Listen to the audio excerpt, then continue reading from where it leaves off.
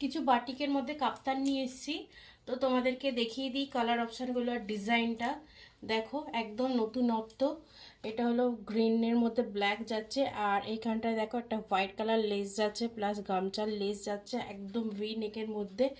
আর কালারগুলো চলো তোমাদের সাথে শেয়ার করে নিই, ডিজাইনটা একবার দেখে নাও। এর